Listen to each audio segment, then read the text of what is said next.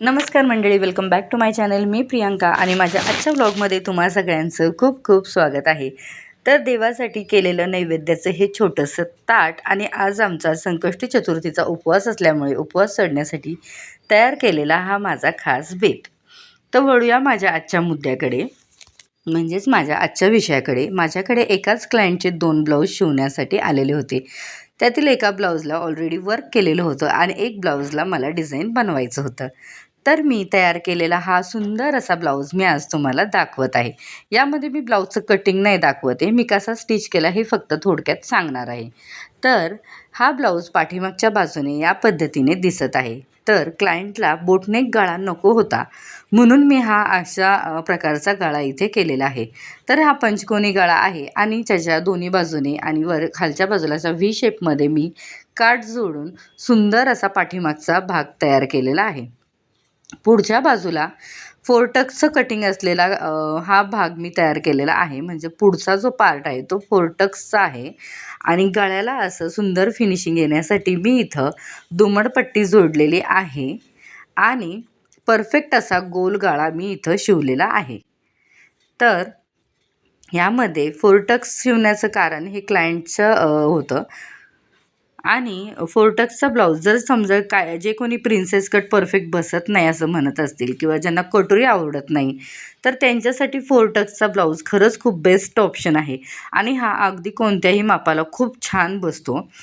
तर ह्याचा पफसुद्धा खूप सुंदर आला होता आणि पुढचं फिनिशिंगसुद्धा बघा अगदी एकदम सुंदर आलं होतं. त्यामुळं मी खूप खुश झाले होते हा ब्लाऊज बघून आणि आय होप की माझे क्लायंटसुद्धा खुश होतील. आणि स्लीव्जला पफ स्लीव्ज हवा होता, म्हणून मी अशा 3-3 चुन्या घेऊन वरच्या बाजूला असं सुंदर असं भाई डिझाईन तयार केलेलं आहे. खूप साधा आणि सोपा होता हा ब्लाऊज, पण दिसायला खरंच खूप छान वाटत होता आणि बाह्यांचं फिनिशिंगसुद्धा बघा किती सुंदर आलेलं आहे. ब्लाऊज अगदी साधा जरी असला ना, तरी त्याच्या फिनिशिंग आणि फिटिंगवर सगळं डिपेंड असतं, तो किती छान दिसत आहे ते. तर माझा हा ब्लाऊज इथं तयार झालेला आहे. बघूया माझा आता दुसरा ब्लाऊज. तर क्लायंटचा हा दुसरा ब्लाऊज होता, ज्याच्यावर ऑलरेडी वर्क केलेलं होतं. त्यामुळे या ब्लाऊजसाठी मला जास्त मेहनत घ्यावी लागलेली नाही आहे आणि क्लायंटच्या आवडीप्रमाणे मी इथं मागच्या बाजूला फक्त साधा गोल गळा शिवलेला आहे आणि त्यांची जी कंबरपट्टी होती त्यावर हे सुंदर असं फूल एकदम प्रॉपर आलेलं आहे. त्यामुळे ह्या ब्लाऊजचा पाठीमागचा भाग अतिशय सुंदर दिसत होता आणि मी हा खूप तंतोतंत शिवण्याचा ट्राय केलेला आहे. कारण हे जे पॉईंट असतात, हे जे फुलं असतात आणि हे जे बुट्ट्या डिझाईन म्हणतो आपण, ते एकदम परफेक्ट आलं पाहिजे, म्हणून मी हा ब्लाऊज मागच्या बाजूने खूप छान पद्धतीने शिवला.